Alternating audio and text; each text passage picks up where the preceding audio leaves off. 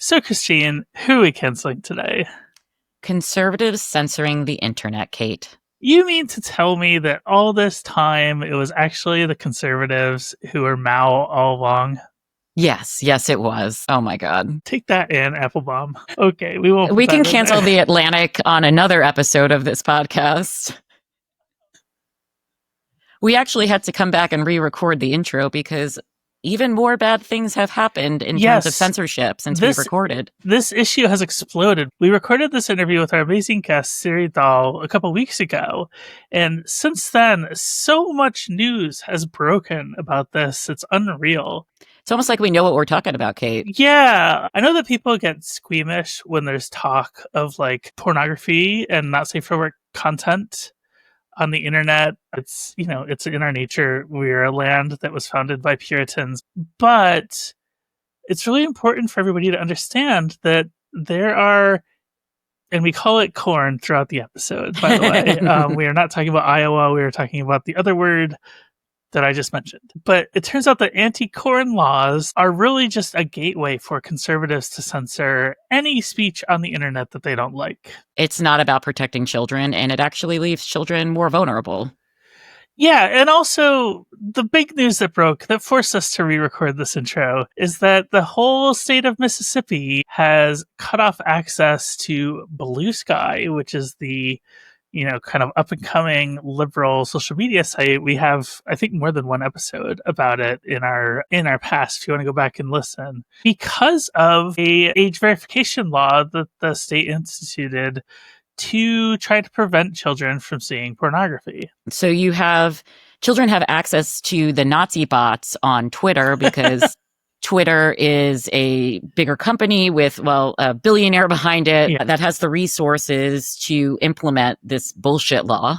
Yeah. And Bluesky doesn't. Even bigger issue with that is that the Mississippi Free Press, which is a wonderful sort of liberal lefty online publication that reports on local news in Mississippi, made the decision a while back to only distribute their work on Bluesky. So now residents of that state no longer have access to the Mississippi Free Press Bluesky account. It deprives them of essential, possibly emergency information when things happen. And it's just a suppression of both journalism and free speech in America. And we get into why these laws have been put into place, who's behind them, and why everybody should be concerned about it later in this episode. Yeah, and I think that it's important to acknowledge that sex work is part of feminism, and we need to listen to sex workers because they see these laws coming and they try to warn the rest of us. And because of the squeamishness that you talked about, Kate, it's easy to tune out or to support some law just because it has the words protect children in it. And lastly, I want to say most people click off this video at the end of our interview section. I want you all to stay around because Christine has an epic rant about the fascist thugs that have overrun her city of Washington, D.C. lately. And you're not going to want to miss that. That's only gotten worse since we've recorded that too. Let's get into the episode. Stay strong, everyone. Hey, everyone. I'm Caitlin Burns. And I'm Christine Grimaldi. And you're listening to Cancel Me Daddy, the show where we take a closer look at all the panic around cancel culture. With thoughtful analysis. And verbal shitposting. Joining us on the episode today is Siri Dahl. She's an adult performer and content creator and a sex workers' rights activist, free speech activist.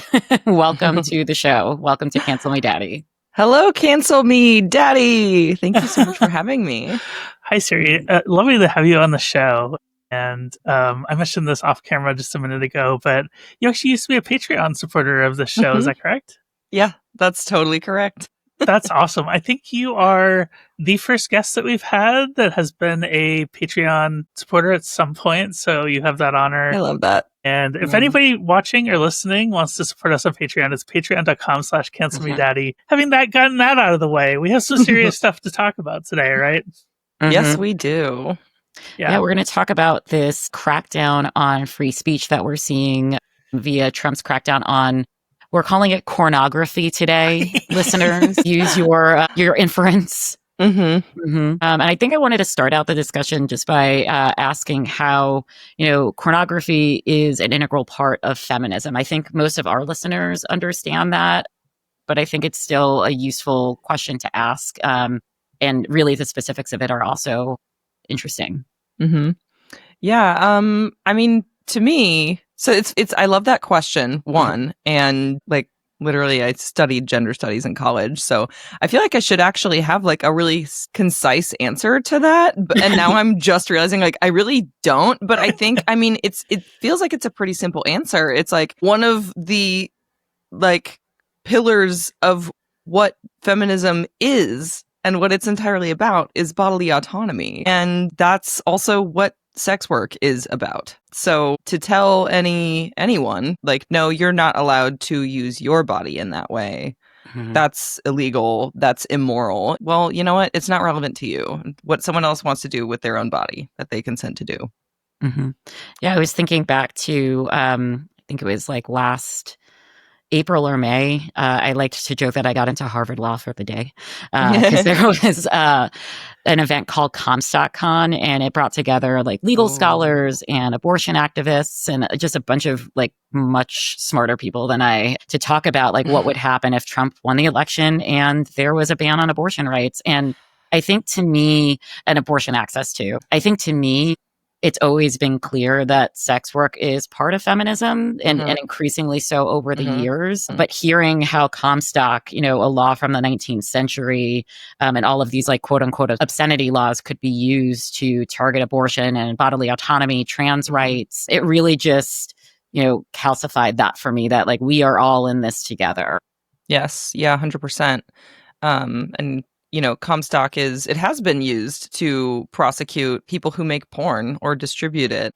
I'm trying to remember one of the Supreme Court cases. I want to say it was like Miller v. California, maybe, was the one where the whole case was because a guy who ran a mail order porn business got arrested for mailing out brochures of like his porn catalog. Because that was considered, and I don't know if it actually was, like, it ended up being a Supreme Court case, but I don't know if they actually, like, invoked the Comstock Act in that one. I think it was actually California had, like, a state law against certain, like, quote-unquote obscene materials in the mail. But that's essentially, Comstock has the same effect. It's a pretty old law. So, like, if they're completely, like, bringing it back and they want to start prosecuting people for Comstock Act violations these days, like, I obviously do not want that to happen, but I'm also like, how would you even, like, I'd be interested to see how you would do that when it comes to porn. Like, but they go hand in hand because they're using that to try to, prosecute mailing like abortion pills and stuff. Yeah. I mean, it's like the specter of it is everywhere. Yeah. Can you talk about this sort of political moment that we're in right now where, you have, I don't have the exact number, but you have a number of southern red states who have, banned pornography or at least have age verification instituted. The UK is getting a lot of attention right now because they're required to verify their age across wide swaths of the internet, and like VPN usage is soaring everywhere. And by the way, VPN companies sponsor us. We don't have a VPN sponsor. So anyway, please do. Can you talk about like what is, everybody's familiar with how conservatism is sort of on the rise in the West, particularly the English speaking world. But like, can you talk about how this has been building for years? Like, what were the building blocks to get to today? And what are the mechanisms that conservatives are using to, shut down free speech for, sex workers and anybody who, produces NSFW content? Yeah, it has been building for years. And I mean, like decades, in fact.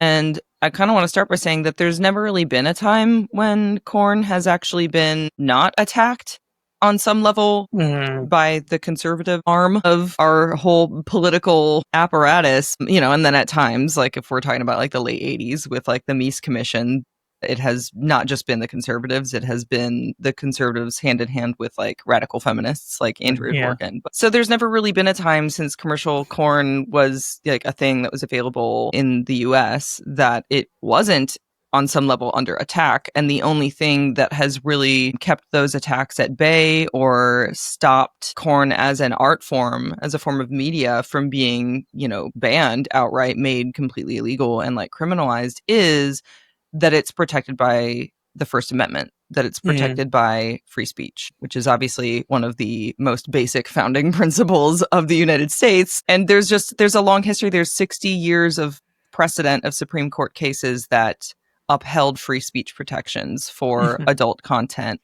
Now, there are types of media that are not protected by the First Amendment, and those have notoriously been hard for courts to really define. There's the famous, Justice Potter Stewart, "I know it when I see it" quote about corn. And in that case, he was, it was about a movie that a theater owner got fined and then eventually prosecuted for showing under obscenity charges. So what it really comes down to is a difference, in legal terms, between obscenity, what's considered obscene, how we define what is obscene, versus just regular old corn, which yes is for adults and it's explicit, but it's not violating our generally agreed upon I'm standards of what's acceptable. So you get into some sketchy areas of how do you define this. And so I'm making this answer incredibly long, but I just really feel like when we have these conversations, it's so important that people understand that just because for the last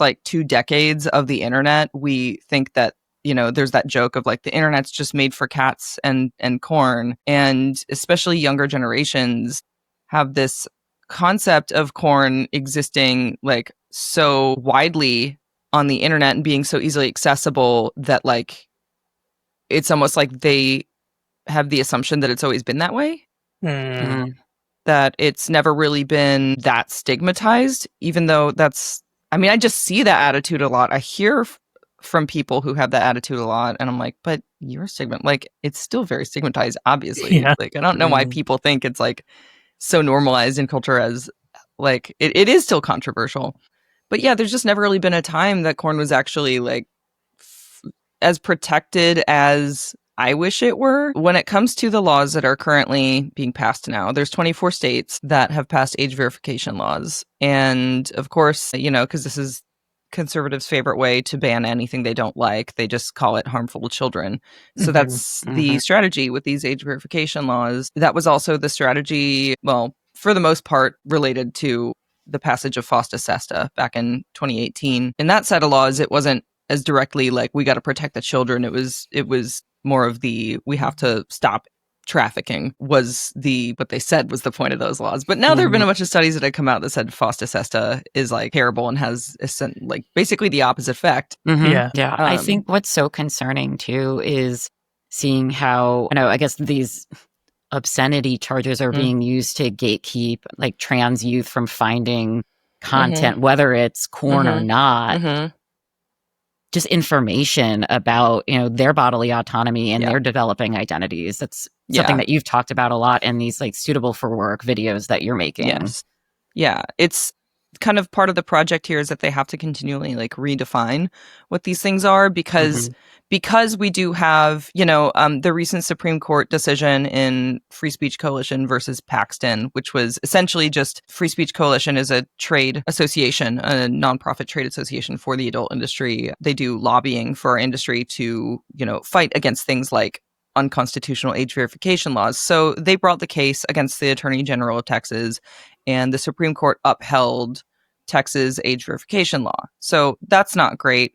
Essentially, that decision dropped in June. So that is just one kind of brick in the wall of building toward having essentially the legal justification to ban corn or criminalize it or just redefine it in such a way that it is operating in a more of a legal gray area, as opposed to the very, for the last, 50 years, corn has been pretty solidly in a not illegal gray area. At least it's been this is legal to do, the Supreme Court said so. So they're kind of weakening that. And it's a process that involves a lot of redefining what things are. So, but they're not only trying to redefine corn, they're not really at this point, I expect this to change, but they're not really necessarily yet going full ham on trying to redefine all corn as being like patently obscene. I think that things are going to move more in that direction. But right now, what they're trying to focus on is just kind of redefining corn itself, like as a concept, as harmful to children. And then they're taking all these other things that any person with 2 brain cells understands is not inherently like a form of corn. And they're trying to paint those things or those people, groups of people in some cases, as cornographic. For example, on page 5 of the foreword, like in the actual Project 2025 document from the Heritage Foundation, on page 5 in that foreword, it specifically calls, quote unquote, transgender ideology pornographic. Excuse me. See, I'm the first one who logged out on the algo speak. I gotta put $1 in the corn jar. I'd imagine there's going to be at least one very confused like listener who thought we were talking about like Iowa the whole time. Where the politics happens, baby. I did grow up near some corn farms, man, from Minnesota. Yeah, it's such a good point. Like, you know, as a trans person who was growing up in the 80s and 90s, like one of the only places that I could find people like me was in corn. Like it was either that or like on Jerry Springer. And those were my only exposures to people like me, to the point where for the longest time, I thought if you're trans, you had to be like a corn actress, basically. Yeah. And I think that was kind of done on purpose. They didn't want me envisioning, you know, a life outside of that when I was a kid, right? And that was partly by design to keep kids in the closet. And I feel like they're trying to go back to that and also shut the door on having any representations, you know, trans positive representations in media. I worry about this for myself as a trans journalist who primarily writes about trans issues. Are they going to rule, you know, my work, which quite frankly is the farthest away you can get from like a sexual titillation? I worry that that is going to be considered pornographic and banned at some point. Who are sort of the players here? You mentioned Project 2025 by Foundation. Like, who else is out here trying to make moves on this front? So unfortunately, but absolutely unsurprisingly, it's a lot of bipartisan effort when it comes to the age verification laws. There are very few that have been introduced into their state legislatures that have not passed. Honestly, most states, California has actually tried to do it a couple times, at least once. I feel like it's like 2 times, but I actually don't remember for sure. I have only lived here since September, so I'm not. I knew more about Kentucky's process of passing their age verification law because I lived there for 10 years and I was there when it was passed and was first enacted. But yeah, a lot of the states, there's 24 states now that have passed age verification laws. Most of them are already in effect. There are some that are going to go into effect in like early September, but almost all of them were passed with really solid bipartisan support. And that's not surprising because the language of these bills specifically is just like to protect children from harmful material on the internet. And they're really not even in the language of the law, honestly, very specifically defining what harmful to children means. So of course they mean corn, but they also mean sexual health information, whatever else they wanted and to resources. Yeah, they mean any like content or websites that even mention LGBTQ issues. And I mean, we're seeing this, I'm probably jumping ahead as far as like our topics that we have lined up, but just because it's such a pertinent and like timely example with the UK age verification law that they just passed, which applies to like the entire internet in the UK. Which was passed by a lefty government. Like the Labour Party is in charge over there. They're cracking down on trans lives, and they've done this, and that's like their 2 major accomplishments. Jesus Christ. Yeah, and immediately, and they're more conservative than the last conservative government that they had in there. It's you can't do any of this without Democrats' help in the U.S. or Labor in the UK, and it's just it's so disheartening to see like what ostensibly should be our side playing right into their hands. It's so obvious too. Pretty disgusting. Yeah. They just see an easy political win, you know, especially Democrats in the US are like, well, we got to look like we're doing something because we're in the middle of a fascist takeover and we're sitting on our fucking hands. like idiots. So Yeah. you know, they can go like, oh, look, well, I voted in support of this bill that will protect children from harm online, which like they genuinely don't know what they're doing. And it's honestly gross.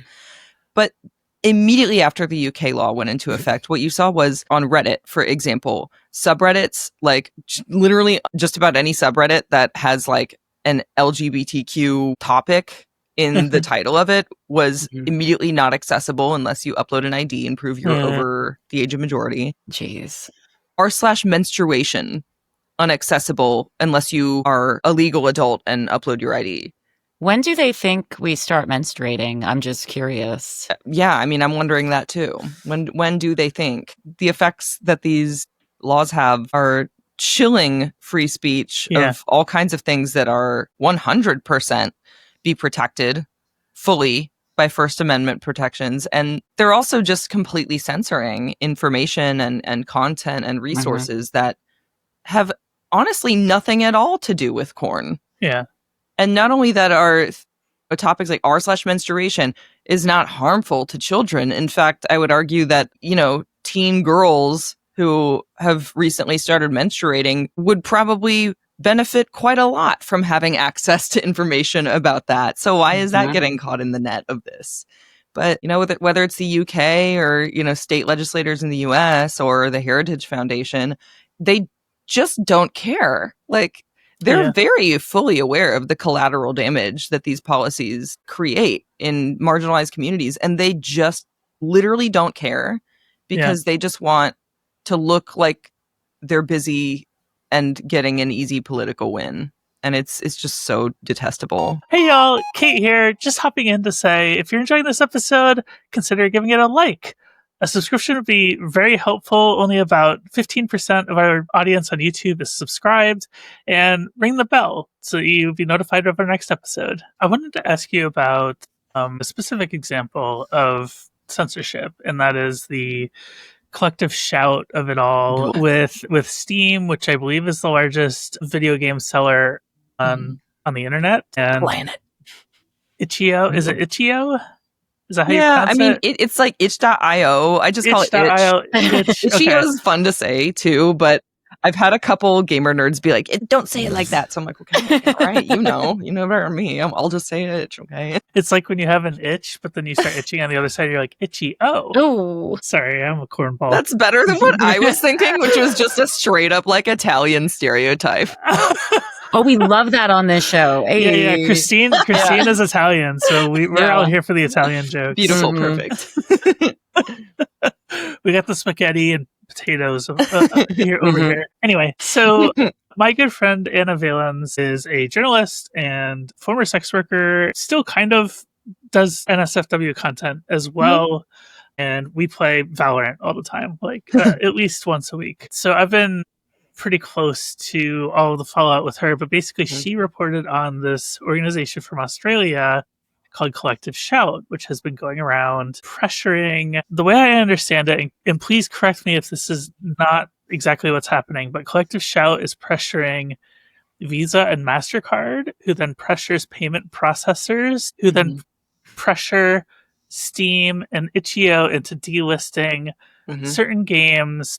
You can't even say certain games that are not safe for work or sexual in nature, because there's been plenty of reports of just LGBT games who have been delisted. And the part that really pissed me off, by the way, and this is my little rant, like Steam and Itch.io have sold these games. They have the money for those sales, and they're refusing to pay the producers now for what they've already sold. I hadn't actually read that detail yet. That's low. That was a detail that was early on. It might have changed, and if it has, I'll make sure to include a note on the screen now or in the show notes. But I'm like, how can you justify any of this? My question to you is like, is this, there's two parts to this, but is this sort of the model for non-government actors or even the government themselves to come in and sort of pressure these private companies into censoring this content? Or how has that historically looked? And like, is this what we should be watching for? Yeah. So there's like a couple different pieces of that conversation. So I'll start by Yeah, sorry, I didn't pull jump to that one. yeah. So as the minute that this news dropped, the first thing that went through my mind was, God damn it. Like, this is identical to what happened to Pornhub back in 2020. I did a video, actually, like a short thing that's like on my YouTube about Collective Shout. So I dug in, like I read all the bios about everyone on their board of directors, like on their website. So it says on their website that they're not a religious affiliated group. Like, sure. Yeah, I'll say that. Yeah. And I mean, I don't think that the like evangelical Christian flavor of anti-corn extremism is as popular in Australia as it is like here in the US. So who knows about that? And it's ultimately not that important anyway. I think it is interesting when the organization has religious ties, as in the case of Exodus Cry, which is the quote unquote anti-trafficking nonprofit here in the US that was entirely responsible for getting Pornhub demonetized essentially back in 2020. Exodus Cry, if the name doesn't give you enough of a hint, is a religious affiliated group, although they're not classed that way for tax reasons. But like, they sprung out of a church in Kansas City called IHOP. International House of Prayer? I think so. Like, oh my God. I can never remember because International House of Prayer also sounds like a joke. And I'm Only like, I don't know if I've just replaced it. I refuse to actually remember the name of this church. It is called IHOP though. So, but in just to kind of like rehash what happened there, because it is really like the same formula back in 2020, Exodus Cry for honestly a couple of years had done this whole big like PR campaign called Trafficking Hub. And it was really just a smear campaign against Pornhub.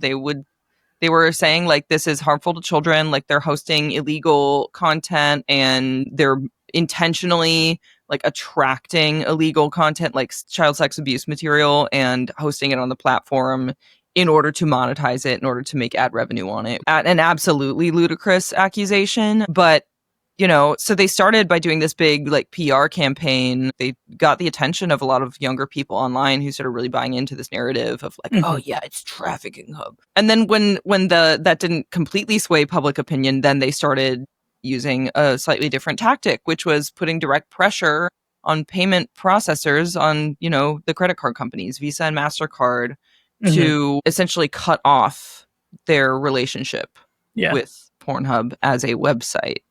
And they did this by, you know, one, raising all this public awareness by doing this whole Trafficking Hub PR campaign, and then taking that over to Visa, MasterCard and saying like, look, the public is genuinely upset about this. Like, you've got to do something about this. This website is making money off of like child trafficking rings, and that's their main business model. The accusations are honestly so crazy, but because porn is already stigmatized, like, it was easy for people to believe. Yeah, and also it didn't help that at that time back then, like, Pornhub did have other like issues in the sense of like the company has a history of, you know, hosting pirated content.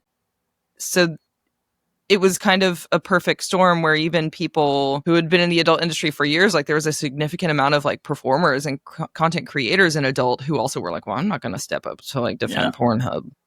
Right. Things are better now just because it's under completely like different ownership, management, etc. They actually have a really good podcast called Terms of Service where they talk about censorship and like what's going on, how that affects, you know, the industry and the company. So I just want to illustrate, like, this has happened before. So as soon as this happened with Collective Shout, Steam, and Itch, I was like, familiar tale. It's unfortunate that the credit card companies have that much control over what is allowed to exist on the internet. They literally have extra legal power of censorship. The other thing that shocked me too is like, Anna wrote an article for Waypoint about this, and it was taken down by like the owners of Vice. And we're not quite sure exactly what went down there, but I think there was a pressure campaign to have these articles like taken down. And then Anna quit writing for Waypoint. And then they said Anna can't write for Waypoint anymore. So she was essentially fired. And then her managing editor and 3 other writers all quit in solidarity. So there was like this massive journalistic scandal. The free press is being cracked down on in this case. It's wild. I knew that her articles had gotten removed, but I didn't. I hadn't seen the news or kept up with it. Yeah. That I heard that part as well, which is crazy. But then she kind of, it's funny making this joke about a trans person, but she transitioned into like running the sort of counter campaign on this. She doesn't run an org or anything, but just through word of mouth, through social media, it seems like there's this massive backlash now against MasterCard and Visa where people are calling every day. And you can tell from some of the stories that like the call center people are fed up with it. You can tell the higher ups are over it. Like MasterCard put out a statement saying we're just trying to follow the law, and then Steam came out and was like, "No, you're not." That is the biggest crock of bullshit. It has nothing to do with the law. It has nothing to do with the law. It didn't have anything to do with the law when they completely cut off their payment processing relationship with Pornhub 5 years ago. It's not a legal judgment. That's not what it is at all. They're trying to do like cover your ass stuff because they don't want bad publicity. Look, banks are notoriously risk averse. And it really doesn't take much. And it doesn't take an accusation of wrongdoing to even be proven for a bank to completely cut ties with you. I mean, you see this just in people who do sex work as well, about how frequently we get debanked. And like, I lost a bank account because they saw my deposits were coming from the like corporate name for OnlyFans. This is, years ago. Yeah, just close my account. No notice at all. No information. Well, they don't even know why. There's this thing called an SAR, a suspicious activity report. Yeah, I used to work in banking. The people who work at the bank don't know what it is. Really? Like literally, there will be like one person that like was assigned on that case or something that like closed the account, and that's the only person who like actually knows anything, and no one else even knows, and there's no records. So it's just this like black box of like, what the fuck is going on? Banks and financial companies don't give a crap, honestly, about legality. They care about risk. And if servicing a certain industry or company becomes too risky in, their view, then they will stop the relationship. So it doesn't actually take that much for some bad faith turd to come in and make accusations like, oh, well, this company's doing this, like, I can't believe that you're processing payments for them. Speaking of bad faith turds, I wanted to talk about Elon Musk.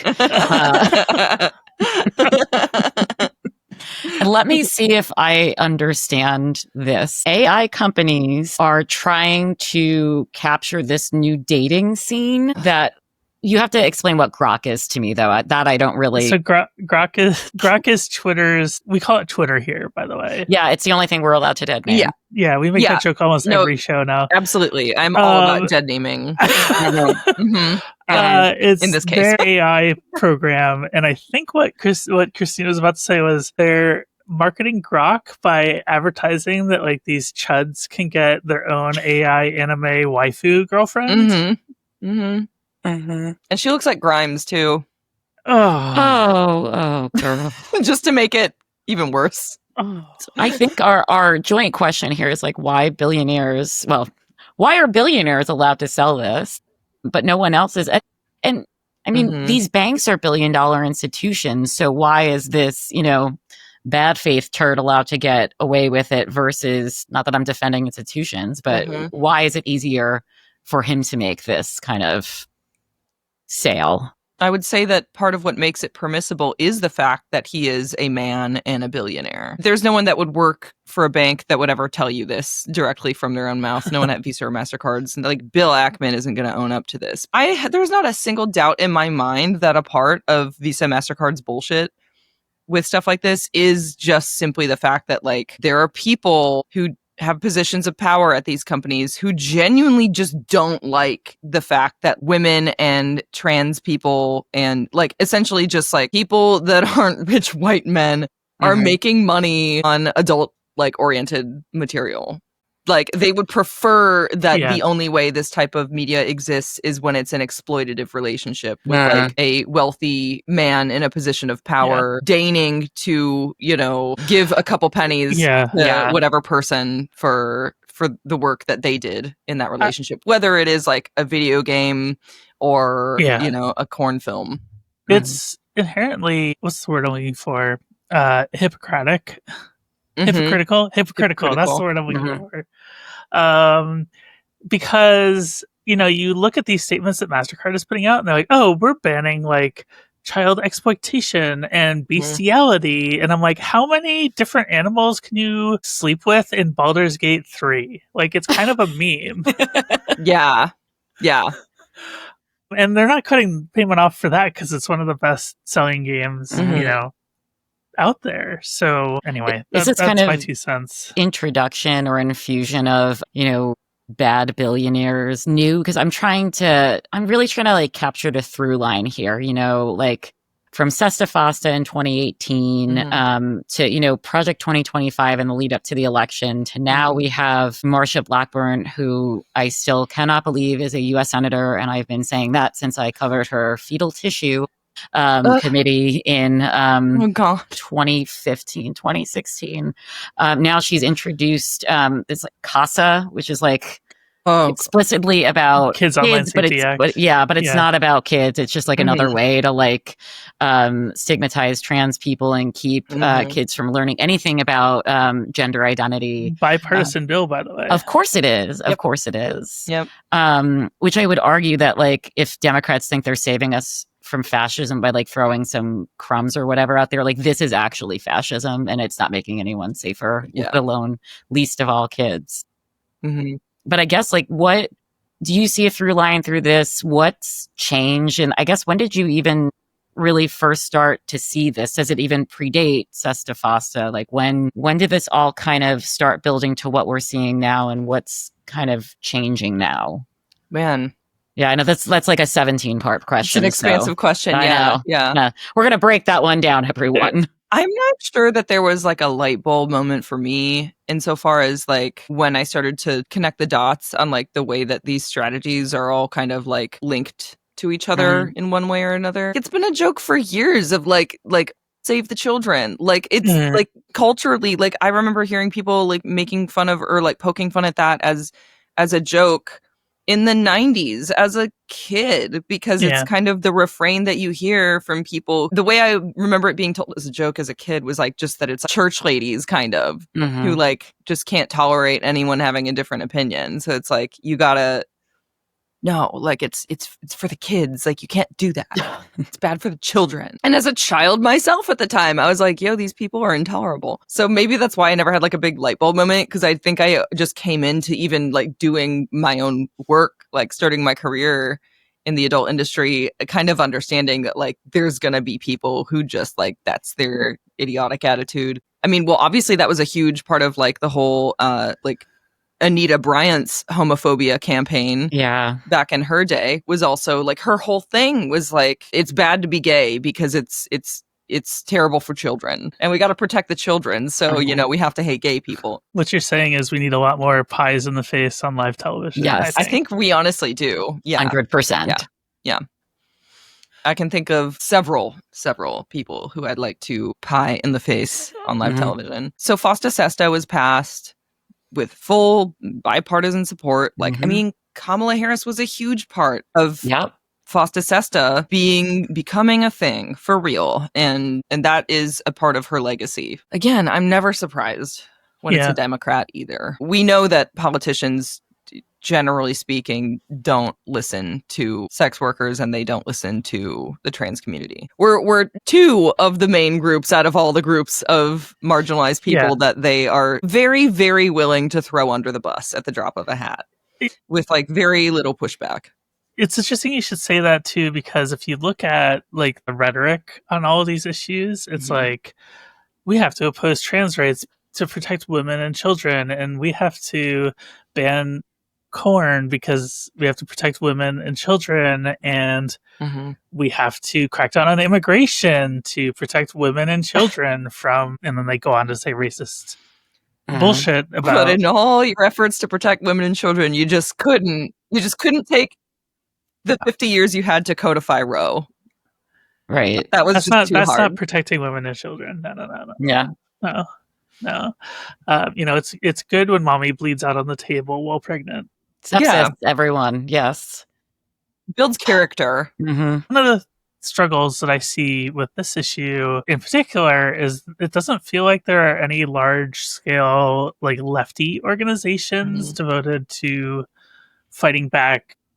There are organizations, of course, of course there are, but they're not at the same scale as an Exodus Cry or a Collective Shout that can call up MasterCard and put and they're not as pressure. ideologically unified either as it's like an Exodus Cry or Collective Shout is. How can our listeners get involved in fighting back against this censorship? So one of the things that I really harp on is just you got to talk to people about it. Like a big part of why the age verification laws are popular and pass with a lot of support, like bipartisan and also just support from the public. Your average person just sees the law getting passed and they're like, oh, passing a law to require corn websites to screen user ID to make sure kids can't see the content. That sounds common sense. That sounds good. The average person is completely unaware of the multitude of downsides of these laws and how they are a nightmare, like a literal data security and surveillance nightmare that will cause a lot of harm. And also the fact that in the case of specifically the age verification laws, they actually don't work. There's been enough that were passed, and have been enacted in states for a couple years now that they have. We've got information. We've got some studies. We have some statistics. We know that they literally just don't work. People just use a VPN. Yeah. Or they just don't go to websites that are required to comply with the law. Yeah. They just go to websites that are hosted overseas that are not only not compliant with any U.S. age verification law, but have never been compliant with any law anywhere. Yeah. Even with regard to things like CSAM and non-consensual imagery. So that's what these laws do. They literally drive the traffic to far worse places. And even when they don't completely drive the traffic to a far worse place, people who want to watch corn are still watching corn without an ID. They're just using a VPN. And, now we're also seeing whispers that some politicians are also talking about trying to ban VPN use. So that's not cool either. Yeah, and none of this is actually making things safer for anyone, and in fact, making it more dangerous for, I would say, all of us to exist, and particularly marginalized groups. Yes, it is. And that's the message that needs to be communicated more. It's the message I have been trying to communicate for years now. And it's still kind of crazy, the amount of knee-jerk, shut up, no, it's good reactions that I get from people, even from my own fan base who've been following me for years, and I'm like, are you listening to anything I say? Yeah. You want more surveillance state? This really does affect every single person. Yeah. So really just talking about it with your friends, even with family, talk about it with anyone that seems to either be unaware or to have a pre-existing opinion that might be misinformed about it. Because a really big reason these laws keep happening and have support is because just people are just ignorant about the reality of what they actually do. And then also a big part of it, I think, is because people are scared to talk about it, because when the law is called, protecting children from unending harm and watching porn, then if you say, no, that's actually a bad law, then you sound like a crazy ass. Yeah. And that's obviously part of why they write the laws the way that they do. They want to make it optically horrible for anyone who opposes the law to actually talk about why they oppose it. Well, tell us then about your corn telethon that's coming up. The Corn Telethon is a fundraising event and a variety show, truly in the style of the telethons of the days of yore. That was a thing in the 80s. So it's a 12-hour long variety show that we live stream on. You can just go to corntelethon.com because the live stream is embedded there, but it will also be hosted on like my Twitch and my YouTube channels. It's taking place on September 4th, and we're raising money for 2 mutual aid organizations that give funds to sex workers in need. Those orgs are SWAP LA, Sex Workers Outreach Project LA, and SWAID, Sex Worker Aid Las Vegas. We did the same event last year. It was the first time we did it. We raised about $8,000 for both of those nonprofits, and we have more support this year for putting the event on, and we got enough budget for production that we actually have a billboard for Corn Telethon here in LA. I will note that is, if you're watching this the first day that the YouTube video comes out, it's 8 days from now, and if you're listening to the audio, it's a week from today. So excellent. Thank you for mapping that. It's going to come out later this month. Awesome. So yeah, just because we have a better production budget this year, I'm hoping we can raise a lot more money, because we were happy that we raised 8,000 last year, but this year it's like I don't want to say a number out loud because I don't want to jinx anything, but I'm like, no, I want to really blow this out of the water, because with all of these censorship laws and with just the economy in general being in a really sad state, sex workers, especially marginalized sex workers, a lot of sex workers in need are also somewhere in the LGBTQ spectrum. A lot of sex workers get into the work because they have a disability that prevents them from really being able to function well in a regular 9-to-5 kind of environment. It's so important to do mutual aid at all the time, but especially in times like this when there's just all these extra stressors on everyone and no one's really doing great financially. I just ask that for people who are interested in Corn Telethon, the point of it is to raise funds, and every penny we raise is going to be going to these 2 wonderful mutual aid groups that help out sex workers in need. But also, it's going to be really fun to watch. Yeah. So you should tune in at some point during this 12-hour live stream on September 4th just to see. We're going to have celebrity guests. It's kind of unhinged, honestly. I host the whole thing, and I have rotating co-hosts that come on with me throughout the day. But when I hosted last year, it was I had maybe a handful of 5-minute breaks where I went pee or put more lip gloss on. And other than that, I was completely on camera, on stage, interviewing people back to back to back for 12 hours straight. Exhausted. Yeah. It's grueling in the best way, and it's so much fun. So it's a really important event and we're doing good work, but I'm also I'm just excited because I get to yap. That's my favorite thing to do. We'll put links to your YouTube and your Twitch in our show notes. Awesome. Yeah. And where else can our listeners find you?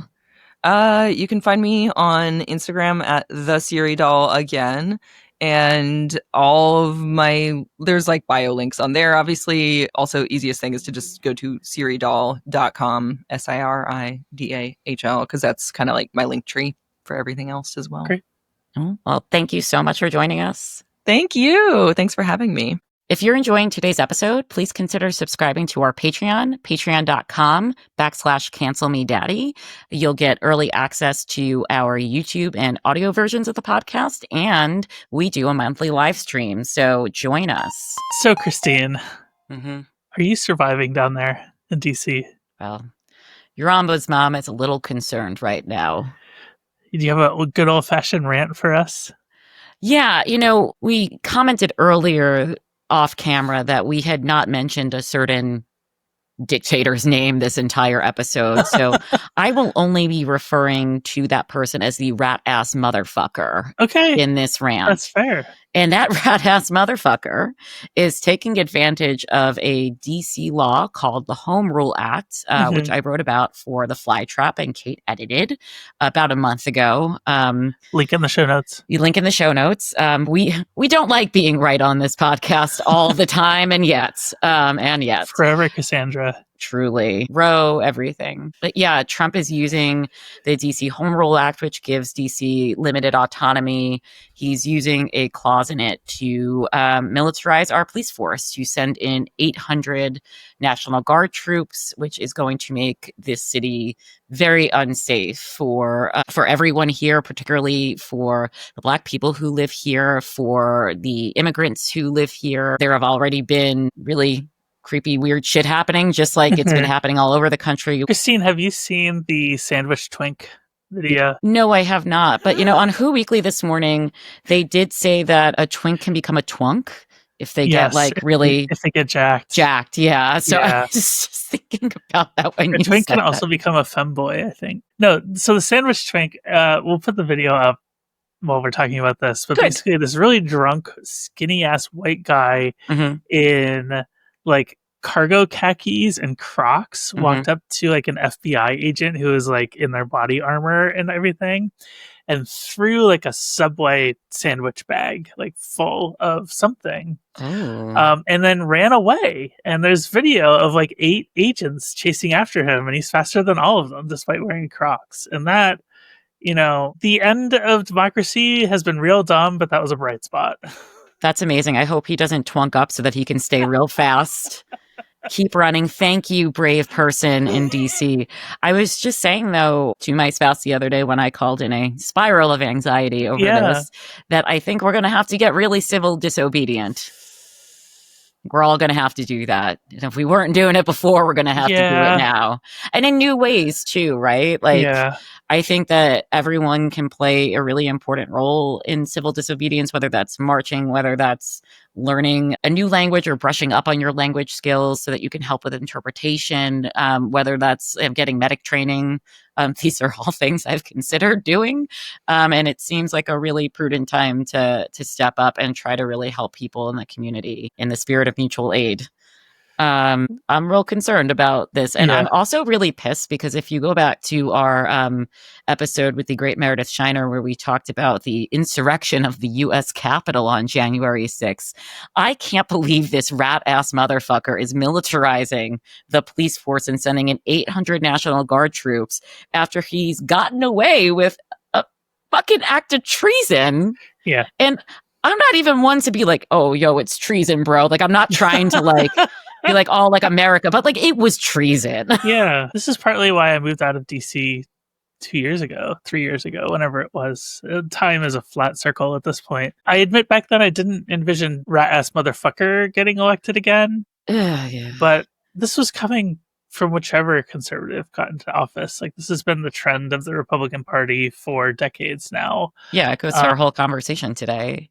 I mean, the only thing I wonder is if, I know it is the whole conservative, when people say MAGA Republicans, I'm it's the same thing. It's the same people.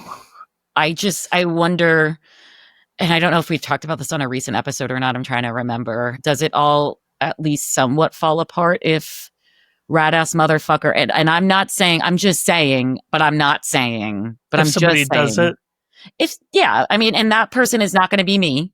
We're not going to say what it is. Very clear about that. But yeah, because he is such a fucking cult leader. I don't know if it's here to really stay. I will just say that the concept of the unitary executive has been at the forefront of the Republican Party for a very long time, and one of its chief architects is one John Roberts. Oh, you mean the guy that tries to keep saying no, the court is actually okay, I'm not Alito and everyone else. He's his entire career he was basically a bog standard Republican attorney, and now he, Oh, I love it when you talk policy like that.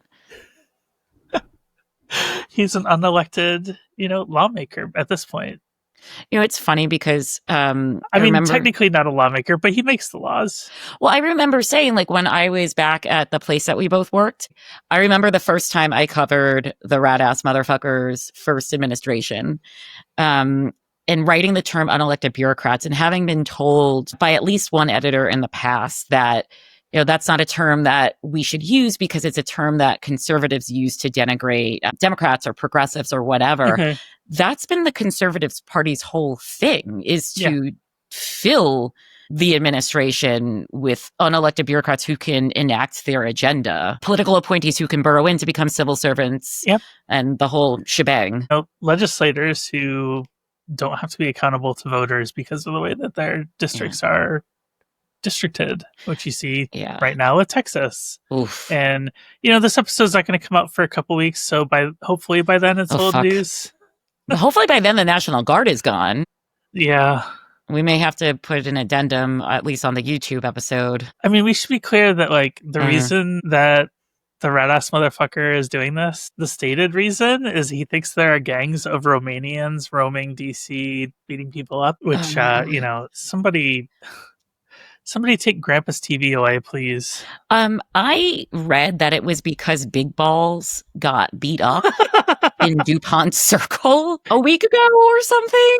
And I missed that story somehow. Because again, if violent crime is on it's like a 30-year low in DC, but Big Balls had to get fucking beat up. I mean, Big Balls had it coming, but also they said it was a gang of Romanian, illegal immigrants. And I'm like, first of all, are we supposed to be racist against the Slavs now? I don't know. Oh my God. We live in just the worst timeline. Yeah. So I guess your ombudsman is just saying this is very bad and we need to take care of each other and try to do our best here. I think what you said before about not seeing this coming, certainly I miss you so much in DC. And I think what's sad too to me is that DC has historically been a very LGBTQ friendly city. It was the first city to pass trans inclusive civil rights, so that's why the trans population in the district is so high. I did not know that. It's a good city that really cares about its people. We have our DuPont Circle drag race, high heels every year. Pride is fun. It's just a really great city. And it makes me sad that now a place that is supposed to be more of a safe haven, especially for younger queer people and trans people, is not going to be, at least for the foreseeable future. Yeah, and I think if we do emerge ever on the other side of all of this, I think DC statehood has to be a priority for 100%. Whichever left-leaning government comes in next, whenever that might be. Thank you so much for watching. If you enjoyed this episode, please give it a like and subscribe and ring the bell on YouTube. We publish every 2 weeks, and you don't want to miss our next episode. Happy canceling!